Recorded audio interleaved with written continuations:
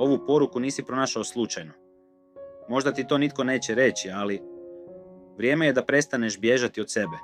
U svijetu koji od tebe traži da stalno juriš, uspijevaš, dokazuješ se, zaboravio si ono najvažnije, tko si, što osjećaš i što ti zaista treba. Tvoja duša tiho šapuće već danima, u trenucima tišine, u onim nemirnim noćima kada ne možeš zaspati, kada znaš da nešto nedostaje, ali ne znaš što. Stisni plus ako i ti to osjećaš. Nisi sam, nisi izgubljen. Ti samo ponovno nalaziš sebe.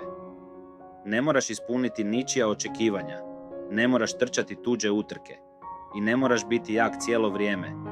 Dovoljno je da se pogledaš iskreno, da se ne bojiš svoje boli ni svojih snova, da počneš slušati taj tihi, ali moćan glas u sebi, jer on zna put, on te već čeka.